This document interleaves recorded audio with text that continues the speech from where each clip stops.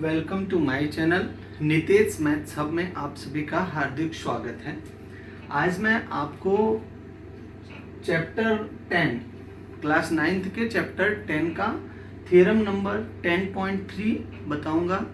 हमने अपने पिछले क्लास में दो थ्योरम पर डिस्कस कर लिया है इस चैप्टर के, थ्योरम 10.1 और थ्योरम 10.2। आज मैं अपने इस लेक्चर में 10.3 पर बात करूंगा। 10.3 थ्योरम क्या कहता है कि the perpendicular from the centre of a circle to a chart bisect the chart. It means that कि स्टेटमेंट मेरा ये है कि हमारे पास कोई भी एक सर्कल है, इस सर्कल पे एक हमारा चार्ट है जिसका नेम है AB चार्ट है, और इस सेंटर से हम इस पर क्या डालते हैं, परपेंडिकुलर OM ड्रॉ करते हैं। तो ये इस चार्ट को इक्वल पार्ट्स में ब्रेक करता है।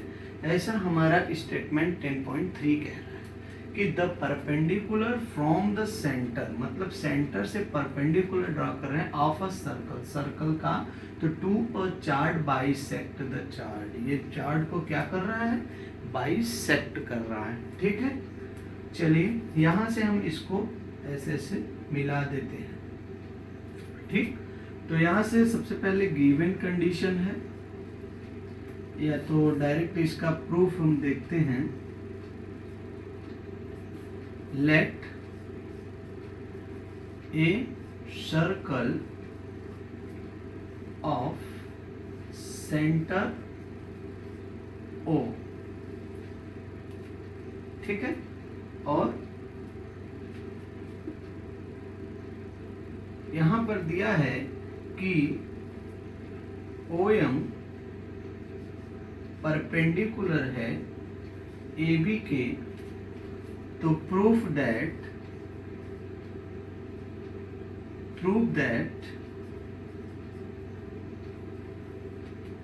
कि AM बराबर हो जाएगा BM के। मतलब O मेरा सेंटर है, इस O से इस AB पर यदि हम परपेंडिकुलर ड्रॉ करते हैं, OM परपेंडिकुलर है AB के, तो हमको प्रूफ करना है कि ये AM और ये BM आपस में बराबर हो जाएंगे, अर्थात इक्वल बाइसेक्ट करता है चार्ट। ये चीजें हैं। फिर इसका जब प्रूफ हम करेंगे तो in triangle AOM and triangle BOM, ठीक है, ये हमारे पास ट्रायंगल दो बन रहे हैं, AOM और BOM, जो कि किस फॉर्म का है, राइट एंगल ट्रायंगल फॉर्म का है। ये 90 बना रहा है। ठीक है, तो यहां से हम क्या शो करेंगे, फर्स्ट कि AMO angle, right angle triangle AMO equal है triangle, right angle triangle BMO के, जो कि R प्रॉपर्टी। ठीक है, फिर OA बराबर हो जाएगा OB के, ये कौन सी property, radius of a circle. ये क्या है, रेडियस ऑफ सर्कल। चाहे इसको हम ये देखिए, राइट एंगल ट्रायंगल का ये हाइपोटेनियस है, अर्थात कर्ण है, कर्ण H से रिप्रेजेंट होता है, तो ये H हो गया। फिर यहां से OM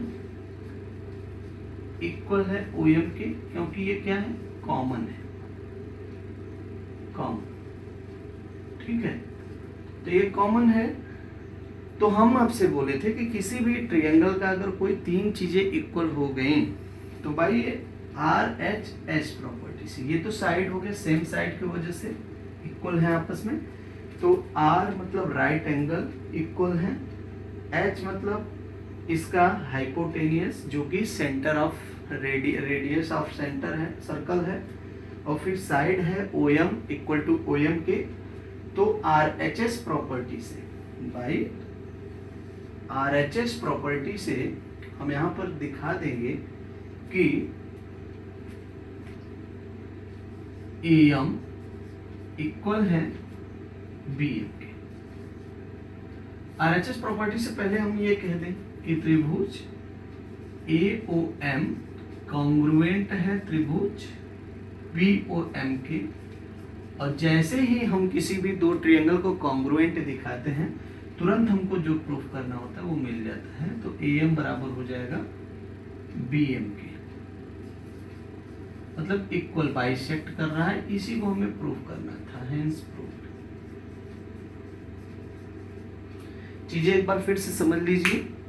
कह रहा है कि कोई भी परपेंडिकुलर ड्रॉ हो रहा है सेंटर से चॉर्ड पर, तो उसे सेम बाइसेक्ट कर रहा है, चॉर्ड को बाइसेक्ट करता है। तो एक ये सर्कल हो गया, लेट इस सर्कल ऑफ सेंटर O है, और इसी O से OM एक परपेंडिकुलर ड्रॉ कर रहे हैं इस AB पर। तो OM परपेंडिकुलर का साइन है ये ड्रॉ किए AB पर, और हमको प्रूफ क्या करना था कि जो AM है वो बराबर हो जाएगा BM के।